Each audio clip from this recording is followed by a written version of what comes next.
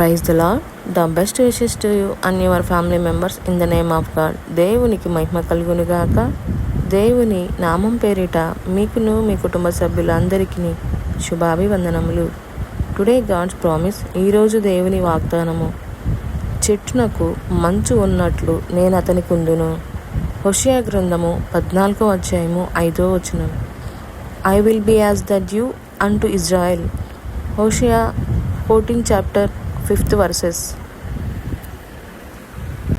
ప్రియమైన సహోదరి సహోదరులారా, ఈ ఉదయకాల సమయంలో దేవుడు మనందరితో ఈ వాగ్దానం ద్వారా మాట్లాడుచున్నాడు.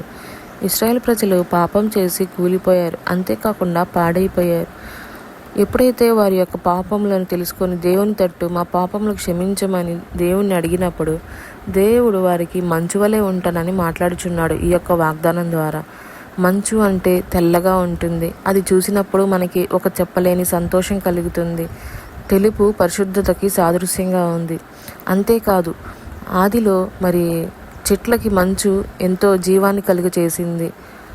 మరి మన్నా కూడా తెల్లగా మంచు వలె పాడైపోకుండా కాపాడింది.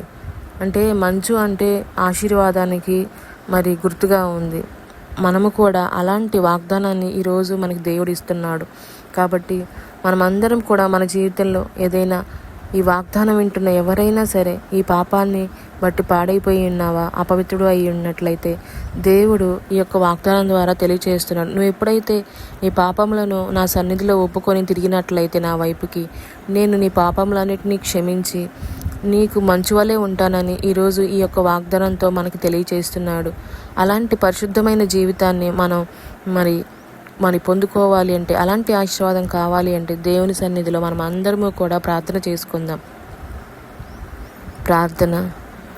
పరిశుద్ధుడా, ప్రేమ కలిగిన మా తండ్రి, మహోన్నతుడా, మహాగణుడా, నీకెన్నో వందనములు, స్తోత్రములు. ఈరోజు ఈ వాగ్దానం ద్వారా మాతో మాట్లాడినందుకు నీకెన్నో వందనములు, స్తుతము. తండ్రి, ఎంతమంది అయితే ఈ వాగ్దానం వింటున్నారో అలాగే మా అందరి జీవితంలో ఇంకా ఏదైనా తెలియని పాపములు పాపంలో ఉన్నట్లయితే, మేము కూలిపోయిన పరిస్థితిలో ఉన్నట్లయితే మమ్మల్ని మార్చమని, మా యొక్క పాపములు, దోషములు, అతిక్రమములు క్షమించమని అడుగుచున్నాము తండ్రి. మంచు ఉన్నట్లు మాకును ఉండమని, అలాంటి ఆశీర్వాదం మాకును దయచేయమని యేసయ్య అతి పరిశుద్ధ నామమున అడిగి వేడుకొని ప్రార్థించుకొని పొందుకొని ఉన్నాము తండ్రి. ఆమెన్.